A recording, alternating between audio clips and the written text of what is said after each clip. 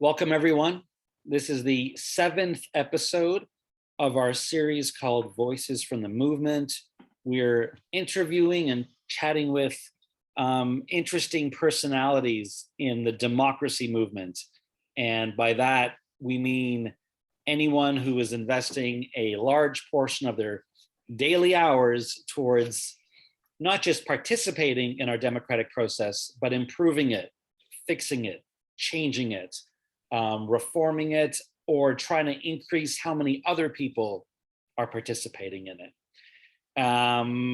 We've had an amazing series so far, a really wide range of guests, and we have a lot more amazing ones coming up all year. I just moved this week. I am physically exhausted, just so you know, disclaimer, and I'm surrounded by boxes and empty walls and empty floors. So everything around me is chaos. And my mind is also feeling a little chaotic. So I'm hoping that our guests really carry the weight tonight, because I'm intellectually challenged in this moment. I just moved into Grey County, to a little town called Eugenia in Ontario. Grey County is on the traditional territory of the Anishinaabe, Six Nations of the Grand River, Haudenosaunee, and the Wendat peoples. And of course, all of you are, as far as I know, spread out across Canada on traditional territories of many, many different communities who have been on this land for a very, very, very long time. Just wanted to acknowledge that. We have two amazing guests tonight.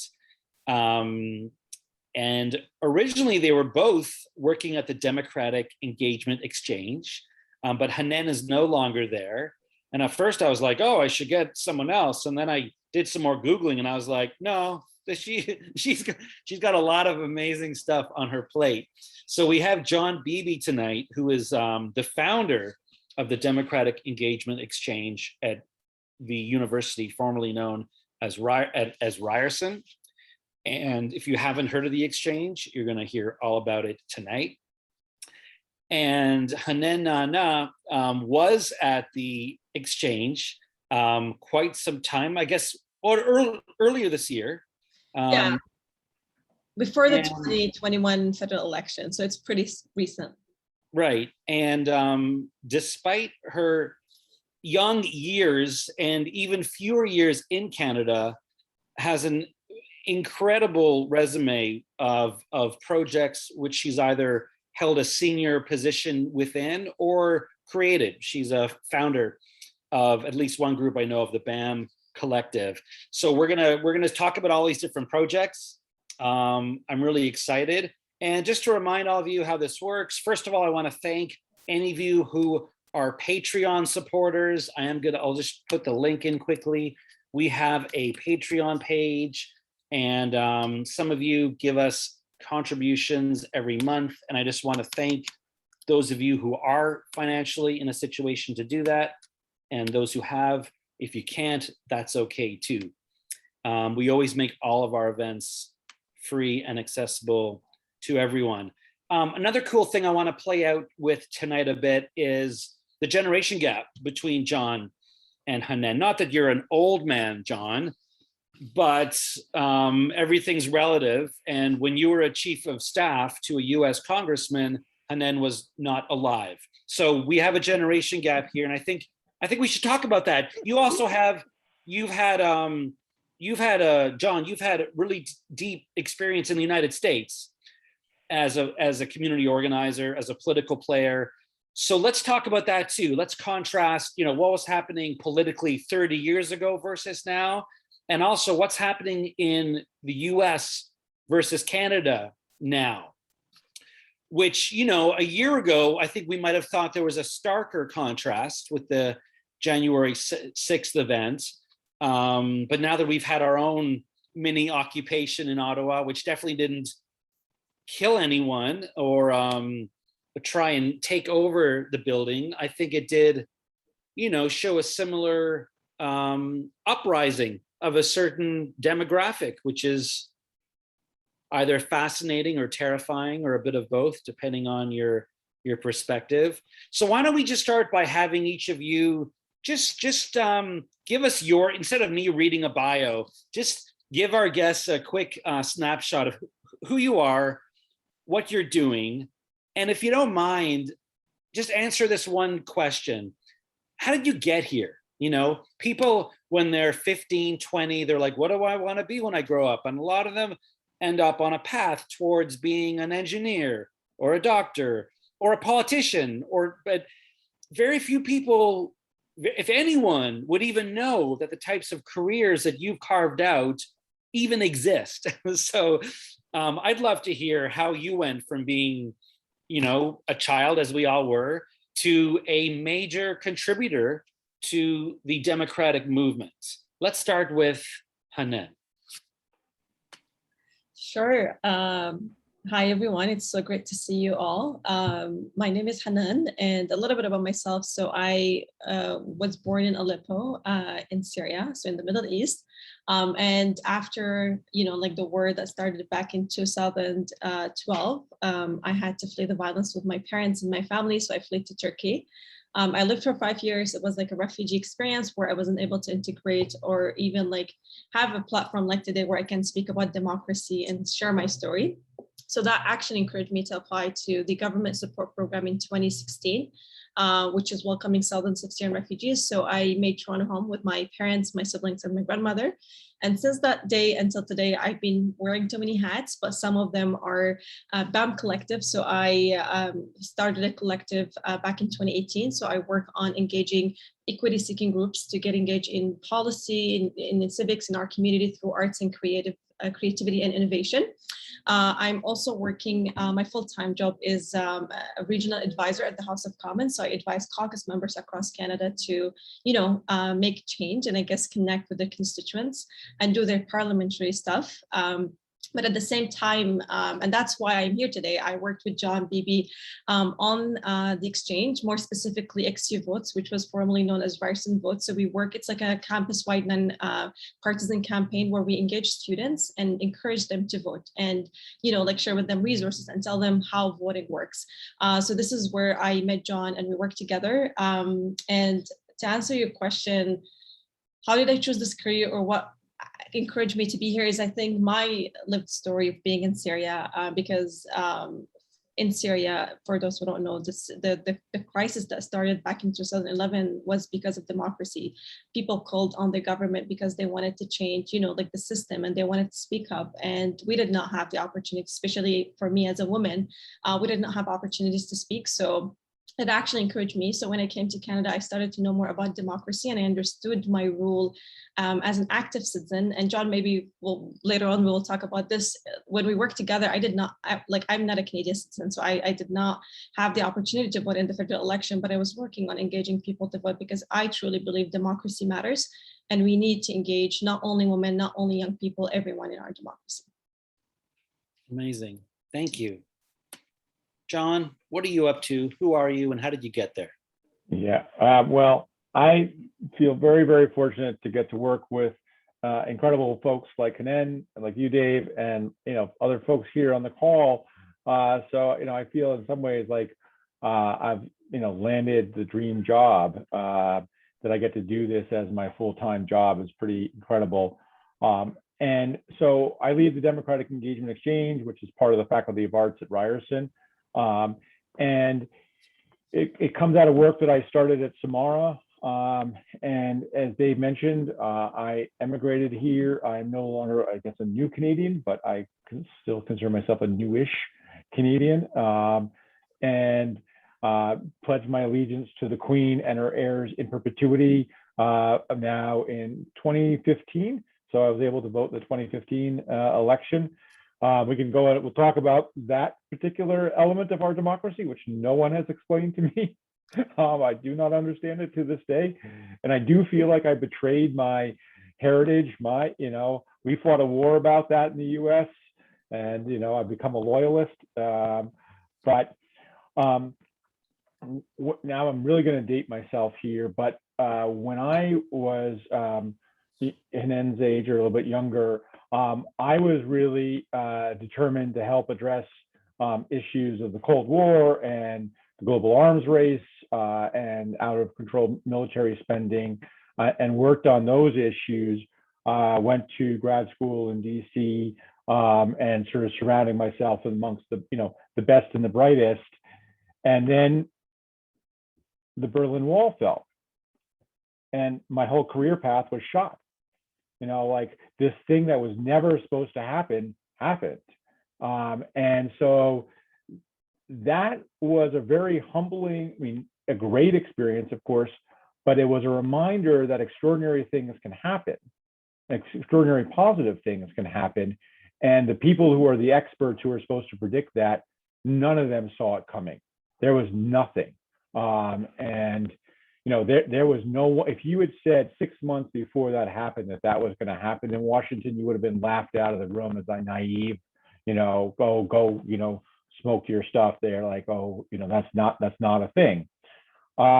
So that sort of has shaped going forward. And to me, it's a powerful reminder that wisdom lives in our community, and that's sort of the strength of democracy, not a perfect system. And we can talk more about all its challenges, but it does, remind that there is some wisdom that can exist in our communities. We have to learn to listen to it.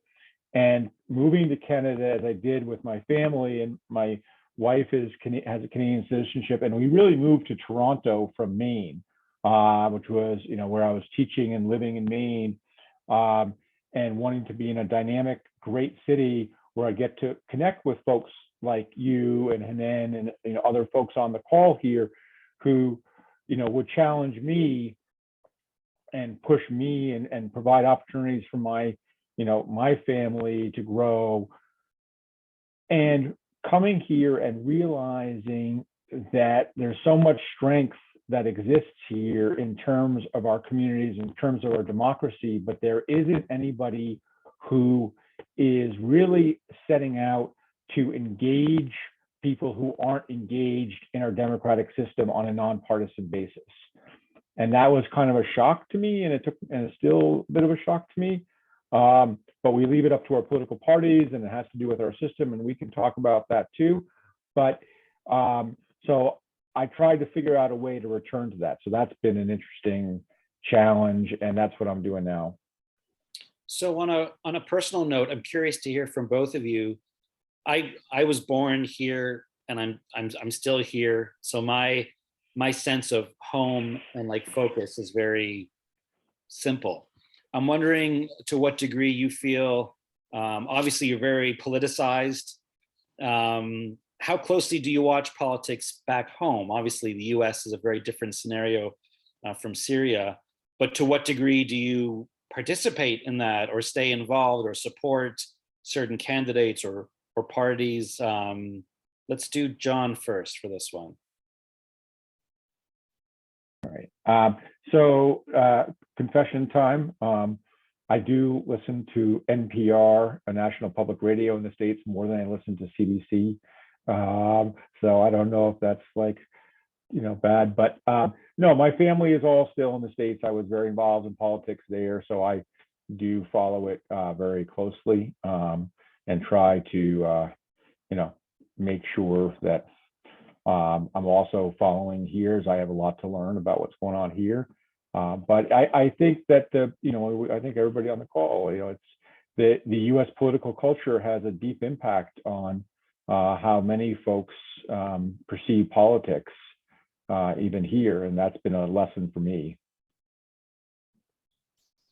For me, I think politics back home is like a taboo thing, like where you cannot speak or like express your opinions about political candidates freely. Like it's not like in Canada when I think about it. And of course, like I like Middle Eastern love politics. Like I always open chats and talk with my dad on politics, but I don't find myself very engaged in Syrian politics because I'm not allowed to participate. For example, if I want to vote in the election, I only have one option, which is the current president, Al-Assad, which I don't support because he obviously committed war crimes against the people, which is us. So it's a little bit hard and tricky for me, even though like I wish if I'm able to, like cast my vote and like make change possible, but it's almost like 11 years and still he's still in control and people cannot cast their vote. So I follow more the Canadian politics, and that's what I'm pursuing. Like I study politics and governance. And when I mentioned like back home, I know like it's almost like 6 years for me in Canada, but I truly believe Canada is a home to me, like a safe home where I feel like heard, included, and supported. So I follow the Canadian politics and even the U.S. politics more than the Syrian one. But I'm still interested in Middle Eastern, so this is something I want to keep following. Cool, thank you. We had a question.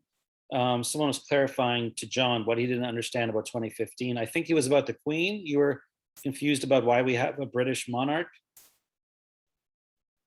Yeah, I'm not sure what the question was, but yeah, yes, it was more my pledge allegiance to the Queen and her heirs in perpetuity. I think it's time to let that one go. Yeah, it's interesting. I agree. It's often in many circles unpolitically correct to suggest. Like I know a lot of people personally and who I respect who still have an almost religious infatuation with the Queen of England. And yeah. I don't get it. I actually find it really offensive, especially in the last few years with so much reckoning around the history of colonialism. I mean, you're going to go after the name Ryerson, but not the British monarchy. I don't know. Yeah, you know what? And that may be our opening for this conversation as we reconcile with our colonial history and the impact of our colonial history. I'm hoping that is, and obviously other countries that have had a different experience of that colonial history, like Jamaica and other places, are now pushing that conversation. But hopefully, and when this Queen, when her time has come, like maybe there will be another opening for a conversation. But I think that is actually a really healthy conversation around the colonial legacy that the monarch represents. I mean, there's no doubt about that. We don't even really have an active movement here. Like every other Commonwealth country would have a movement. I don't know. Okay. I want to remind everyone that you don't have to take notes as we talk about different projects or websites. I will send you links tomorrow. Okay. Speaking of which, I do want to spend a few minutes talking specifically about the Ryerson Votes campaign, which I believe, so it was designed to increase voter turnout. Was that provincial or federal? It was for, you both worked on this. Let's go to Hanen. You ran it. Yeah. Tell us a bit about what it was, when it happened, the goal, and whether or not you feel it was successful. Absolutely. So first, XU Votes was formed back in 2019, so right before the federal election. And I did not lead the 2019 campaign. It was Taylor, who is also a Ryerson student. And at that time, we used to operate in person. So we run that campaign. Again, it was a nonpartisan student-led campaign, but it was funded by the Exchange and the Faculty of Art. John was the supervisor, I would say, but most of the time, like this is just a shout out to John because John loves student leadership. So we were leading it, and I felt like it was an opportunity for us to make it innovative and fun.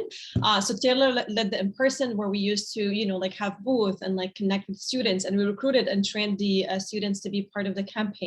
And our main goal is to make democracy accessible to all. It might seem an easy goal, but it's not, because not everyone is interested to learn and not everyone has the resources to learn. So we collaborated with other students' unions and association, and in my term, which was before the 2021 election, I had to even reach out to outside of Ryerson, like the community beyond Ryerson.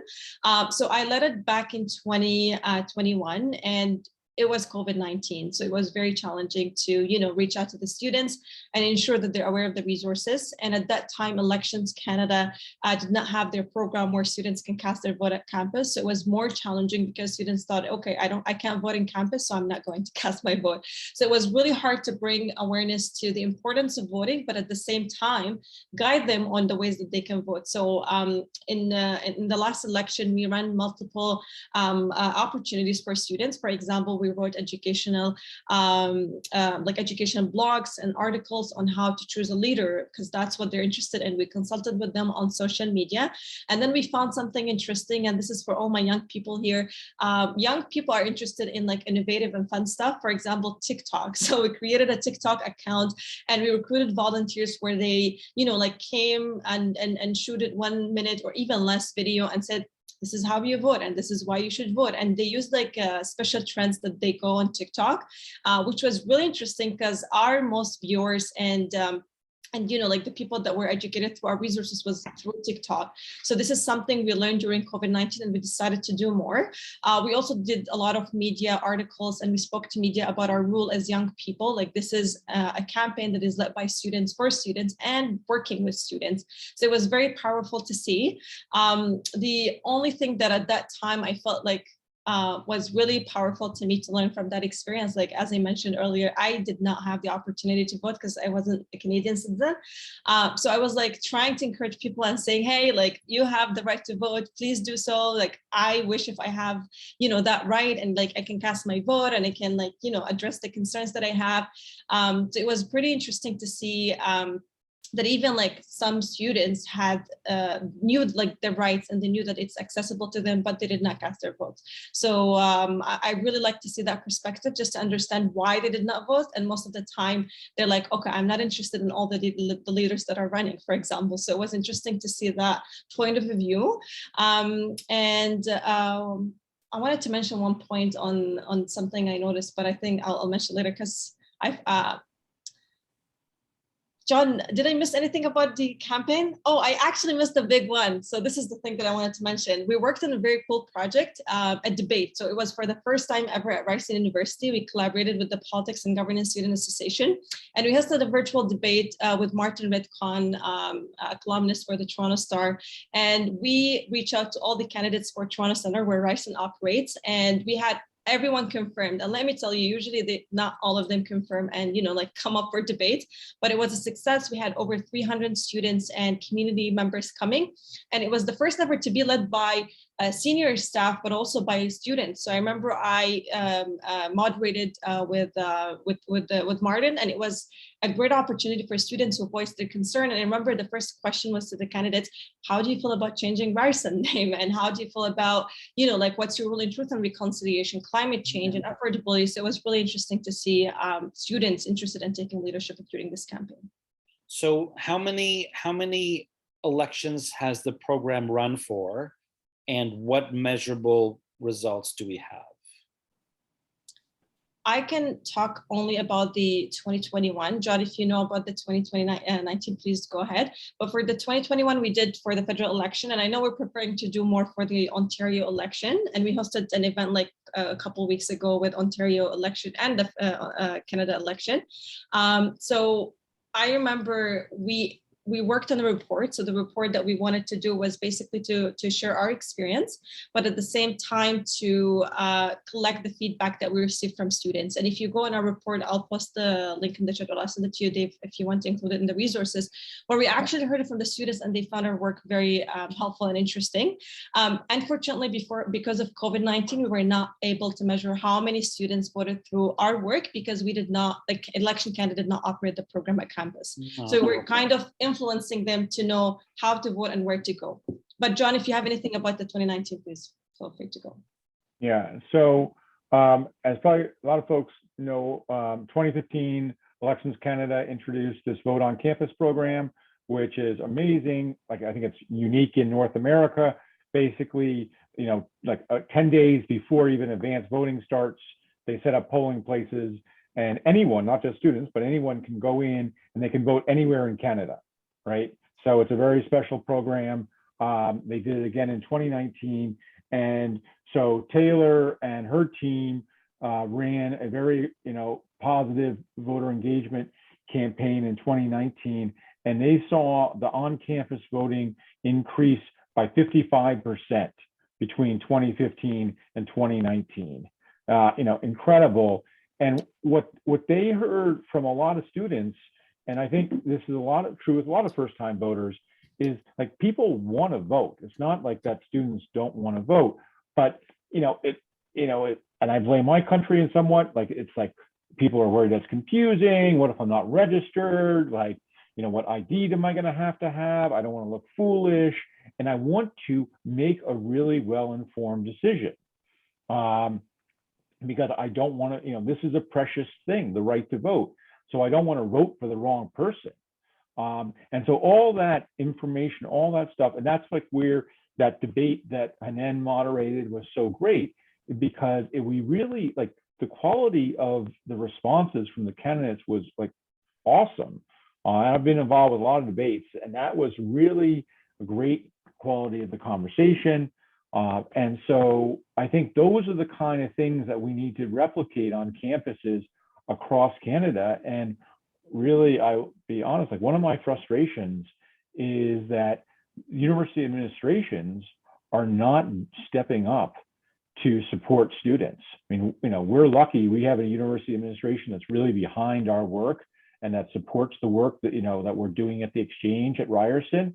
But there's not another university that has a similar program in Canada. And so that's a huge opportunity and a huge missed opportunity for universities. And I know, Dave, you've done some work on, like, student elections on campuses, and I think we have a lot of work to do there. I'm going to ask you each a question that I asked Kareem Bardisi a few weeks ago. What is it about Ryerson that there seems to be a disproportionate concentration of democracy think tanks and groups, much more than the other campuses we have in Toronto, or even countrywide, I would say? What's going on there? Is that a top-down thing where there's a few people in high positions who are creating fertile ground for this, or is it people like you, John, who you created the exchange, who are kind of creating these things? But why is it happening what's going on at Ryerson? Yeah, I definitely want, one of the things I love about Ryerson is that they're open and willing to experiment, right? I mean, I think, I did bring the exchange, and that concept to Ryerson. And I think Kareem also and others have broad ideas, but they're open to it. And other places, you'd have to fit in a box. I'm not a professor. I don't have, I'm not publishing academic papers. I run this, unique little project, an institution called the Democratic Engagement Exchange. And we try to bridge between the academic work, public service, and community organizations. But, that's a unusual arrangement. And so there's definitely support and cheering. I would say that probably applies across a lot of what Ryerson does, is that they're willing to be responsive to the community. And I think that's a pretty democratic principle right there that they should get lauded for. And a lot of institutions are very top down and top heavy. And I think that's not so healthy. Can I add something to that? Like, as someone who's studying at Rice University, so I'm not a professor, I don't work for Ryerson now. But I think the gap that I see as a student is there are not too many organizations like the Exchange or Kareem's, like the Student Leadership Lab. So I think we should do more of that. And also, like, focusing on that student leadership is so important and critical to democracy. Like, if we want to engage students and ensure that they're voting, but we're just like presenting the work to them without consulting with them or engaging them the same way that we do at the exchange, I think we're failing. Because, like, representation matter, one, and two, it's important to hear their voice. Like, the student voice is important. So one of our recommendations for XU Vote was actually what you just mentioned. We want university to take leadership roles. We want them to engage students. We want them to invest in funding. We want them to hire staff where they can take a leadership role to work with the students to ensure that students are aware of such programs. And we don't only rely on, like 2 or 3 groups at Rice. And let's work collectively and collaboratively to ensure that students are aware of the resources, but also they're part of that process of making democracy accessible to them. Hanen, what else? What other reforms do you support? Like, what reforms excite you? And, like, through your work, trying to increase participation, what are the obstacles that have really stood out for you that if you could snap your fingers and change the electoral system, or when they hold them, how people run, what reforms would you make happen if you were ruler of the universe?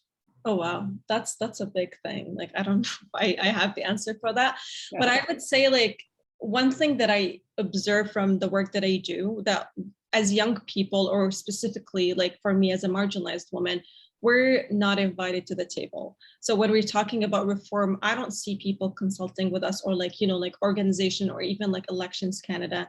Like, I don't see them consulting with us when they're changing, we're adding a program or taking a program. So that consultation part is important, not just because we need representation. Hey, like, representation is important, but we don't want to add people just to represent.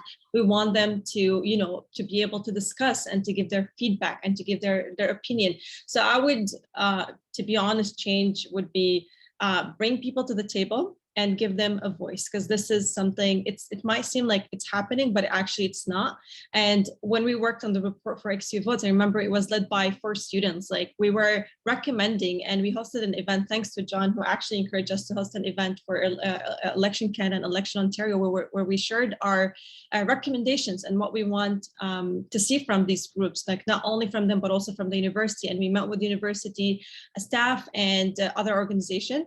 So yeah, I would say my one reform, it seems easy, but it's not giving voice at the table and giving opportunities to people like us. Okay. John, what reforms excite you? I mean, I completely agree with Hanen about, finding voice. And, I think, but I mean, maybe again, this maybe gets back to your age difference. I think people aren't going to be given a seat at the table. People are going to have to take a seat at the table, and they're going to have to demand a seat at the table.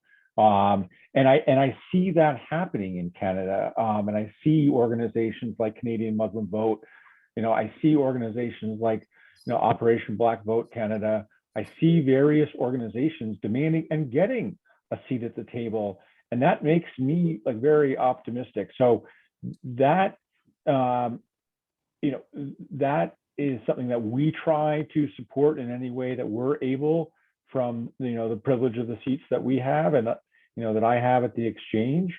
I think another thing that makes me optimistic, or optimistic is a strong word.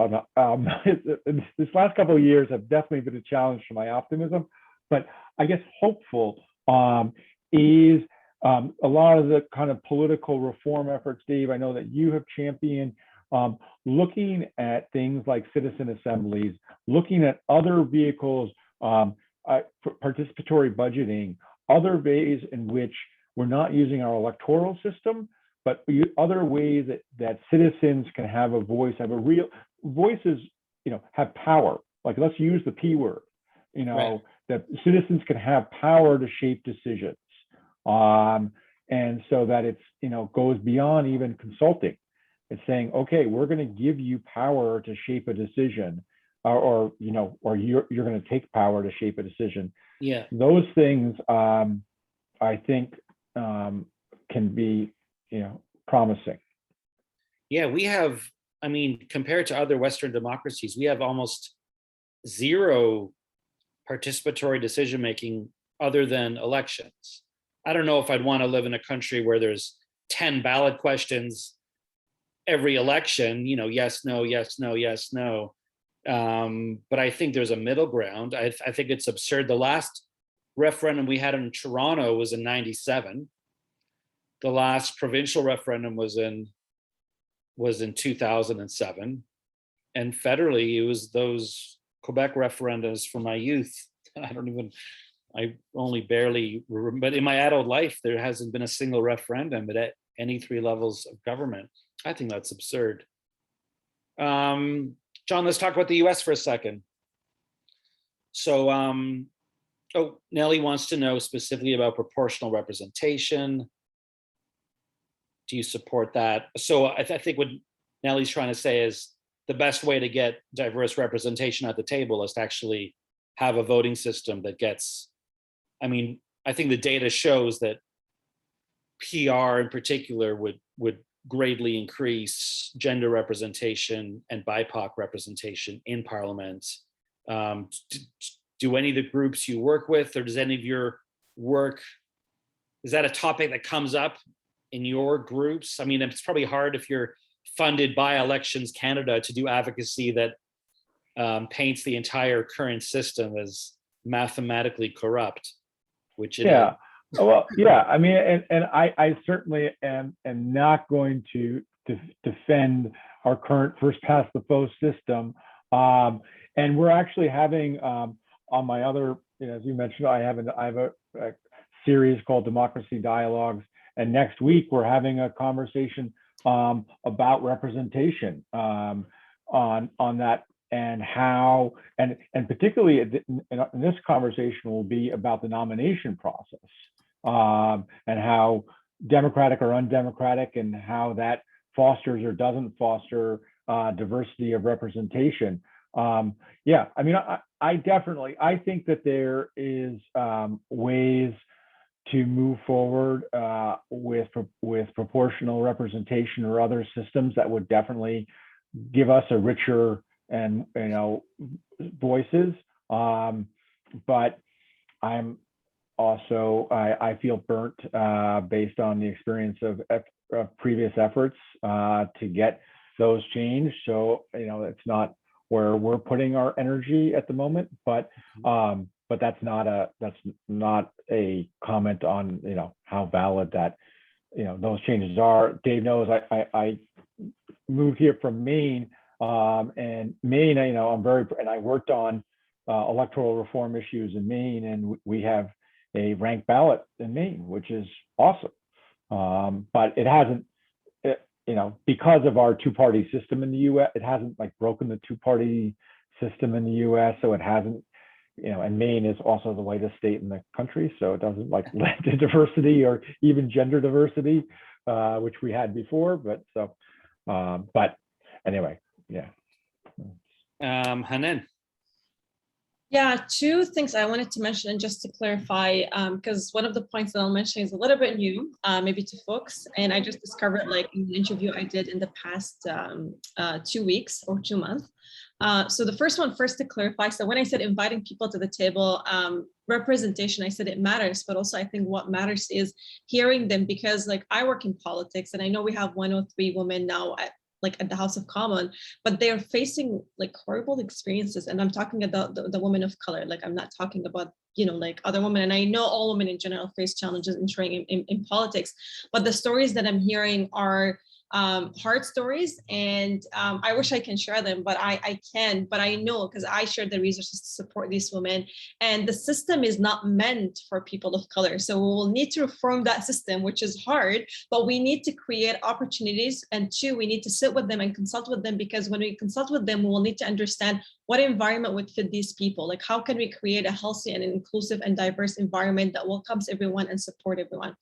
And the second part about elections and engaging people, I wrote an article 2 months ago about the upcoming Ontario election, just an educational piece, because I do see a gap in Election Canada and Ontario, that they don't educate newcomers and recent refugees in Canada about their votes and how it's important to vote and cast their vote. And they don't understand the trauma that we go through, because we run for political reasons, right? We come to such countries because we want democracy and we want our freedom. So when I wrote that piece, I wanted to interview refugees that got their citizenship and are voting for the first time in their life, ever.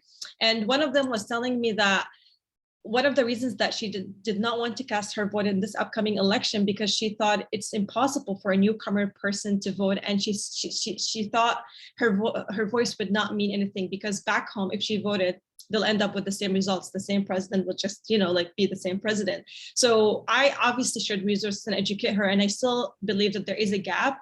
And there are a lot of refugees and newcomers in Ontario, maybe across Canada, that still have the fear of casting their vote in a country like Canada. So also we need to think about how can we engage these people and make them active citizens in our country? How can we tell them, your voice matter and you should cast your vote, right? So there are a lot of challenges, but reforming means including people, hearing their voice and having them part of our decision making. And speaking of female MPs who have not felt welcome or safe in government, our next guest in 2 weeks is Selena Caesar Chavent, who will be sharing her stories as an MP. I have a question for you, Hanen. Where do you think you get your confidence from? So, as a straight white man, I'm always trying to understand my privilege, and a lot of it has to do with doors that open up for me magically, but also it has to do with the entitlement that certain demographics, such as myself, we just have it. We don't, if the door's locked, we break it down. Or we just jump through a window, or like, whatever, this is my space. No one has to ask me to be here. You could say it's arrogance, or you could say it's entitlement. It has both negative and positive connotations, I think. But you seem to have some of that confidence. You came here as an immigrant not many years ago, and you could have felt very small. And maybe I should just be quiet and watch for 10 years before I do anything. And instead, you're just right in there. You're the president of a student association. You're starting your own groups. Where do you think you got that entitlement from? And I mean that in the most positive way, that you don't need permission or someone to ask you to do something. You're just going to do it. I love that. And I think that we need more of that in society. And I'd love to know where you think you got it from. I think it's rare. Yeah, well, I wish there are many refugees and newcomers like myself, but I do acknowledge that I also had opportunities and people that supported me and made me where I am today. So I think the experiences are a critical part of my journey. And I think John mentioned earlier, we're actually creating those opportunities ourselves. And if you read my bio, you will see founded this collective and started this initiative. And it's because I did not have access to those opportunities, and I was not invited, just simply because I had an accent. I did not speak English when he came. And wow. Because, yeah, like I had to create those opportunities myself. And of course I had to go through the system, like facing discrimination in education, and I had to quit school. And I went through a lot of challenges and experience. And of course my refugee experience is a big one that I'm proud. Like I always say, my resilience is because of my experience. But I would say the main reason that I have this confidence is because I am not invited to the table. So I create my own opportunities, and I help others to navigate the barriers that they're facing through the initiatives that I am creating. But also this scares me because I acknowledge that I do have a lot of opportunities. I have the passion, I have the energy, I have a supportive family, I have supportive neighborhoods and friends. But so many of the people that I see now, like who are coming as immigrants or refugees and recent newcomers, they don't have that. And that's actually challenging for them, like starting your life from zero. And on top of starting your life from zero, you have to navigate those systemic barriers, and you're not invited, you're not part of the solution. So it's pretty challenging. But yeah, my confidence comes from me just pushing those boundaries and saying, hey, I exist, and I'll just take the opportunity. Great. Well, thank you for doing that. Thank you. John, you're about to go on tour. Are you, I mean, that's what I heard. Are you in a rock band? What kind of tour is this? Yeah. Yes, I'm hitting tomorrow. We're off to Ottawa. I'll put a link in the chat for anybody who would like to join us. We'd love to have you. We're doing, it's like, to Hanen's point, that people who are new to politics and may not have the privilege of, having a family that's supportive behind them, or others in their community who are supportive behind them, need to be invited in. The last federal election, I was actually impressed by how many people, braved the long lines, navigated, put up with COVID, everything else. We had just over 60% of Canadians turn out to vote in an election that, everybody was reporting nobody wanted. But that still means that about 38% of Canadians didn't show up. And a lot of those folks, quite frankly, it's because they're not being asked, and they're not being, certainly not by somebody that, in their community. So our tour is, working with community organizations who have those trusted relationships. It's from the libraries to community centers to public health, to community health centers, to say, hey, invite people in your community to participate in our democracy. Talk to them about the issues that matter to them and connect it to the election. And it's that like very granular on the ground conversations that is going to be fundamental to building a truly inclusive democracy. Because we all know, in our bubbles, like, all of our friends and family, for most of us, not all of us, but for most of us, our friends and family are people who are politically engaged in some way or another. And so if we're going to break that, we're going to have to be involved in our communities and invite new people into the conversation. And so that's what we're doing.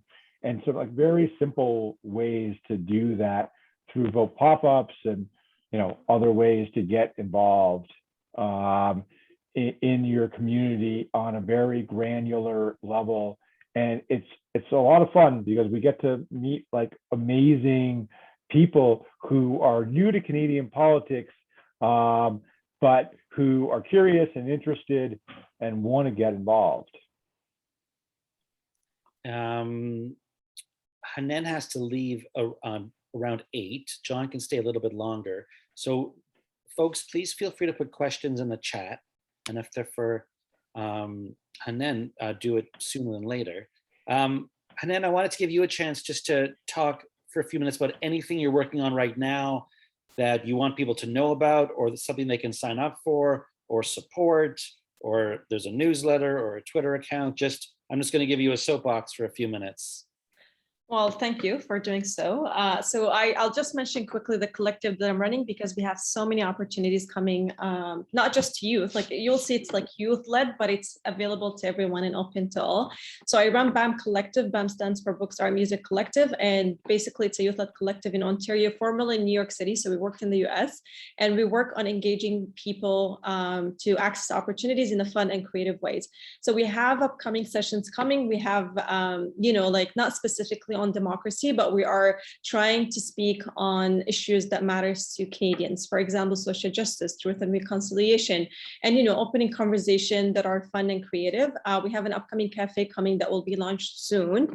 I'll post the link in the chat, and it's basically monthly themes where you can come, have fun, because we'll have artists and people performing, but they will be using their talents to speak about an important social justice issue that we are, like dealing with in Canadian content. And then we're trying to recommend how we can work together for that. We're also going to work on a very cool research and conversation between newcomers and Indigenous people, where we will talk about residential school, Indian Act, and more education to newcomers and to connecting them to their fellow Indigenous people so they can work together. And on elections, we're going to offer also like an event that we usually do before elections. It's called Politics and Art. We call it politics because we know people might be interested to join, so we grab their attention.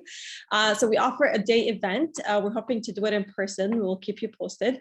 But it's going to be an event in person where you come, interact, have like snacks and talk to people. And then we usually invite a nonpartisan organization to talk about voting and how to vote, or other important things we did not decide yet. But then we share resources with people interested to vote in the upcoming election. And then we have artists and creative instructors who will create workshops and, make it fun for us, where we can learn, have fun, and interact with each other. So I'll post the link in the chat. You can follow BAM, and stay tuned for the upcoming events. Cool. And again, I'll be sharing all these links via email. Probably not tomorrow, because I still have some unpacking to do in my office. But very soon. Question for both of you. When people think about being involved with politics, they often assume that means running for office or supporting a candidate, joining a party. John, all of your work has been, very nonpartisan. I used to be very involved with the NDP years ago. My work these days is very multi-partisan. I've worked with Michael Chong, who's conservative, and I've worked with the Greens and the Liberals, the NDP. I'm curious on a personal level if, first of all, if either of you have ever thought of running municipally, provincially, or federally. And we're lucky here in Ontario to have the municipal option, which means you don't have to be part of any party. You can still run for office. And I know, Hanen, you're doing stuff now with the federal Liberal caucus. Yeah. I guess I'm just curious where when you're doing work from the outside, trying to get people to vote and participate, you must have thoughts in your head every now and then of either explicitly joining a team or even being on the ballot yourself. Let's start with Hanen. Well, I think to run for an office, it's really interesting because I remember when I came to Canada, I definitely thought about it. Like my parents wanted me to, go for sciences as immigrants. Like you have only options, doctor, engineer, or pharmacist, but I disappointed them and I went for politics. So I decided to, work in politics, volunteer so I can learn about it. And apparently when I learned that there are other options, not just to run for an office. So when I came to Toronto, I thought of running after 2 or 3 years, but now I work as a caucus regional advisor. So I see what's behind the scene that not people are seeing. And it's kind of interesting because I'm asking myself, do I really want to do it? Like I'm asking myself that question. And I truly think that I'm not ready to be in office. Like I'm not ready to be, a politician. But I'm really interested to see us opening more conversations on the other opportunities in politics that we have, like what we do. Like politics is not just about run for office and speak on specific issues. You can work to engage people, which I found it more powerful than being a politician. Engaging people in democracy, ensuring that they're voting, but also ensuring that they are part of their community. Because if you think of everything that we do in life, like BAM is all about arts. And when we talk about arts, people say like art is politics, like everything is so connected. So I feel like my main focus now is to engage people, ensure that they are aware of their rights when it comes to democracy. And before I run, I think the most important part for me would be create spaces where I feel included, supported, and heard. Thank you. And John? So I started in partisan politics in the States. I worked on a congressional campaign. I worked a little bit on a presidential campaign, and then was chief of staff for when my boss ran for the U.S. Senate. So I played that world, and I really enjoy it. Actually, I got to work for a great guy, and I think anybody who finds somebody that they really respect and admire and feel aligned with, I think you absolutely go for it. Like you can do really interesting things and connect with really great people through that system. I have not felt that way. I've worked with on a couple of, just volunteered on a couple of municipal election races because of people I really, admire and support. But I'm certainly not interested myself in running. And I do, for better or worse, I feel like there's this, gap in Canada of sort of nonpartisan democratic engagement that we have a lot of opportunities to do on a lot of fronts, and there's a lot of great work that needs to be done. And I think that if we're going to have a healthy democratic system, we need to ensure that everyone feels that they can access it and have a voice. One of the highlights of my time over the last few years in Canada has been going to the Canadian Muslim Vote Eid dinner. Obviously, it has not happened in the last couple of years with COVID. But prior to that, I would make a point of going every year.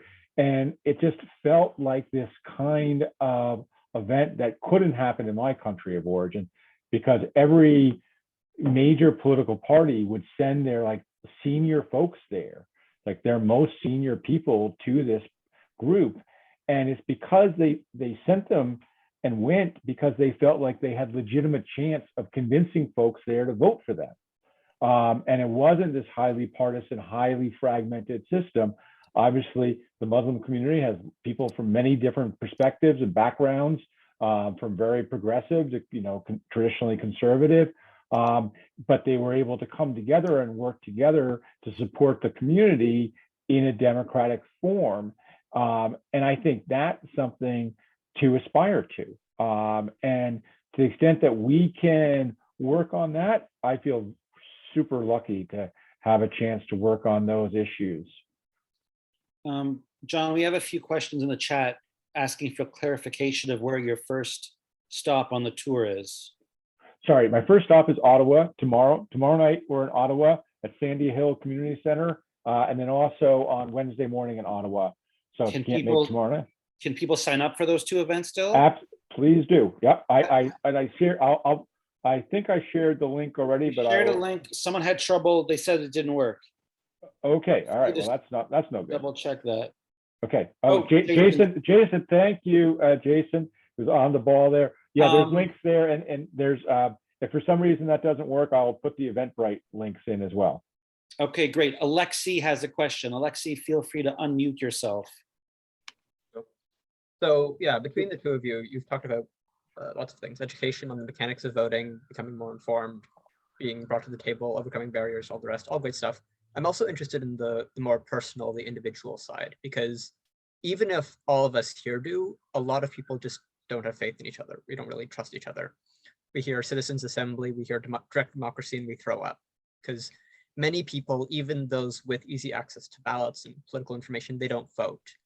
So how do you convince those people that electoral democracy is something worth participating in? What in your experience is the most convincing argument? I'm going to say something unusual here. I can't convince somebody to vote. What I can do is I can listen. I can ask people questions like, what do you care about? What are the issues that matter to you? If somebody has made a decision, a conscious decision to not participate in our democratic system by voting, good on them. Like, I ask people like, okay, what else are you doing? And people tend to be doing a lot in their community who've made those decisions. So, but what and for, and many people on this call are, very understandably frustrated with our current system. So I don't try to defend our current system. But I think a lot of folks don't feel like nobody's ever asked them what matters to you. When we talk to people in community and say, well, what matters to you? People said, nobody's ever asked that to me before. I don't know your situation, but I was very fortunate. I grew up in a family where we talked about politics all the time. Like, it was just part of the milieu. And if you didn't vote up if your friends aren't talking about it, if your community's not talking about it, that's a big thing to jump over and start to pay attention. But it's like helping people to build that ladder of engagement. And it can be as simple as saying like, hey, somebody values my opinion and they're willing to listen to me. That can be a really great way to start. And it sounds like simplistic, but it is a key piece of how we're going to engage in our communities and build that culture. Yeah, I appreciate that. It's really thoughtful answer. Thank you. Hanen? Yeah, this is really interesting and a great question. I think when thinking of democracy is not only about voting, because my perspective might be different than yours, but for example, democracy could be just speaking openly about for example, which leader I want to choose. And that's something was forbidden in my home country. So democracy is being able to speak up and to vote. And I do agree with John. It's not about convincing. I would use the word encouraging. We encourage people to vote and we share the resources with them. And I remember when I was writing writing a call to interview refugees and newcomers about voting, I remember I used in my article, because it was an educational, the word, your voice matter. And then, so make sure to vote. And then one of my friends was like, you should not use this word because you're kind of forcing them to vote, and you should not force people because you don't know their experiences. And actually that encouraged me to invest time and do some readings and some research. And I do agree with John. Some kids or some of us were in families where voting was a conversation, whether you're sitting at a dinner table or just chatting with your dad and your mom and talking about voting is normal. Some of us are actually educated at school about voting, and some of us live in a country like Canada where we're openly able to access resources and cast our vote. But to many, even like Canadians, this is not a conversation. Like it's not even a priority, right? Like they don't think voting is essential rather than like, finding a job. So it depends. But I think our job comes here, which is encouraging people, bringing resources and talk about why voting matters and why it's important. I'll do one last question, and then I do want to respect your time, Hanen. I know you have to go. For people who are just getting interested in this topic now, they might be 20, they might be 50, but they've always been one of these people Alexi is talking about. They've been cynical, they've tuned out democracy for whatever reason, and they suddenly want to get involved, maybe because they saw a protest or a rally, or they're just worried about climate change or racism or whatever. Where do you start? What advice would you give to someone who wants to get politically engaged, doesn't necessarily want to join a party? Where do you begin?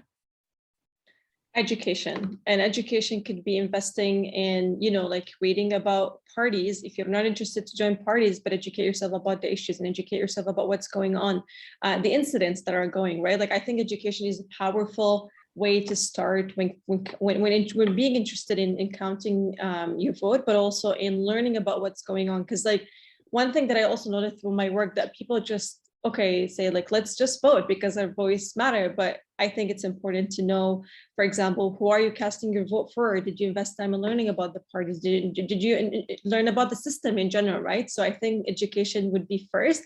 And two, follow your passion. Like, what are you passionate about when you talk about voting, right? Like for me, voting is not just about counting my voice as a woman, but also addressing the issues that I'm seeing and choosing someone who can speak up. And most often, unfortunately, the leaders that we select do not end up, it's mostly promises. They're not they don't end up working on the promises, but at least we're pushing and at least we're speaking up. So follow your passion and educate yourself about a few resources. I think that would be the first step. Great, thank you, Hanen. And John, where would you? Yeah, no, I love that answer. Like follow your passion. As your entry point. I mean, if you had if there's something that sparked you, like, okay, dig in, like connect with other people who share your interests and your passions. Read about it. Build a community of people, and your passion could be your neighborhood, or your passion could be your city, or your passion could be an issue, whatever it is. But connect with other people and build that community, because that's what's going to sustain you. I mean, it's like this is not a quick game. This is a long game. I'm still doing this after many years because I feel like I have an amazing community of people that I get to work with on these issues. And I feel like I'm learning all the time and connecting with amazing folks all the time, who are passionate about, helping their communities and improve their voices. That's what I would lean in on, that piece, and have fun with it, right? It's like, because it can be hard at times, but if we're having fun, it's going to be more effective, and we're going to be able to keep doing it and stick to it. Cool, thank you. Hanen, I want to thank you before you go for sharing your time with us tonight and for your incredible leadership and all the work you're doing. Thank you. This was so great. Thanks so much for hosting us, and thanks everyone for tuning in. Thank you. Take Bye. care, Hanen. John, if you could stay a bit, we'll just do another like 20 minutes. We usually try and go till about 8:30. Tell us a bit, you've mentioned the vote pop-up a couple times. Can you just describe how it works and the origins of it and like what Sure. it looks like? Yeah. So I cannot take credit for Vote Pop-Up, like all great ideas. Other folks inspired it. There was Nancy Close, who is out in Calgary, did a similar project, and then even Toronto Library. but I got to see people practice voting. So Vote Pop-Up is a simulated polling place, and people get to actually practice voting. And there's ballot boxes and voting screens and ballots. And, we just sort of just set this up, and we set up in malls and grocery stores, in libraries, parks, rec centers, and anyone can do it. Oh, you can go again on our website. You can order your own Vote Pop-Up kit and host your own Vote Pop-Up in your community. We'd love you to do that. And the reason we do that is because one of the barriers to voting for a lot of folks is they're nervous. They think it's going to be harder than it is. And so, like anything you do for the first time, I mean, we could all think about those things that we were nervous about doing the first time. And especially when it's like, a place of authority and everybody has rules and you don't want to look foolish, so you don't do it. And Vote Pop-Up is like this really low-key, fun way to anybody can practice voting. Now, I suspect most of the people on this call, maybe they never had that experience about nervous voting being a nervous experience. But I was struck early on doing this work, working with this young woman at U of T, very smart student there, very capable. She was interested in the work, and she was describing to me how she was almost in tears. She was so nervous the first time she went to vote. She knew it was not rational. She knew, like, okay, this isn't really a big deal, but we're not rational beings, and we do, we respond. And so we kind of go away, and we can all think of that thing we, avoided doing because we were nervous about it. So that's the origin of Vote Pop-Up, and now it's been used in the last few federal elections. Yeah, thanks, Dave. And that you can order all your materials here. And I think we have ones. I'll share also under the our election for the Ontario election. We have an even easier order form, but it's the other thing I love about Vote Pop-Up is when we run them, we start with a question. We don't say, hey, do you want to learn about voting? Because when we do that, people walk away and say no. But we say, hey, like, what are the issues that matter to you? And we give people a chance to write those down. We were just doing it today at Ryerson. And everything from, like, my family shows up to, childcare, to climate change, to proportional representation. I mean, it's, like a full range of things. And then we ask people why they vote, and get them to tell us, because most people think that voting is important. Is it true that you once biked across the United States? It is true that I have biked across the United States. I even biked across North America, because I started in Prince Rupert, British Columbia. Oh, wow. Yeah. Tell us more. And well, that was the second time I biked across North America, but I did bike across the U.S. first, and then went up to From where to where? From Prince Rupert to Key West, Florida. So as far north west to as far southeast as you can go in North America and still be on paved roads. That was our criteria. And I definitely I was very young. It was my first time really in Canada for any length of time, and have very fond memories of being taken in as a teenage guy, like people taking us in and giving us a hot shower and, cold beer. We've got a chat, a few things in the chat about online voting and mail-in ballots. What's your professional recommendation to a country or a province or a municipality when it comes to what modes of voting are the most accessible? And where are you at with online voting in particular, in terms of the accessibility versus security risks? Yeah. So I guess a general comment, there is there's a fair amount of evidence that, shows that the reason people don't vote, especially in Canada, is not because it's difficult. Voting in Canada is easy for most people. So making it easier, I don't think is going to have a significant impact on the levels of participation. I mean, we should definitely make it easy. It should be as easy as possible. But it's not, I don't think we're going to see a big bump by changing that. I know a lot of municipalities use online voting, and that's probably, smart, especially in more rural areas. I'm old school. This is just my personal opinion. I'm old school. I love, in our communities, having some ritual where we walk down the block and go in together to do an activity. I don't think we have enough of that in our community as it is, and to lose more of that would worry me. So that's maybe, my age and everything else. But, and I think that, and I do worry about people's trust in the integrity of the election.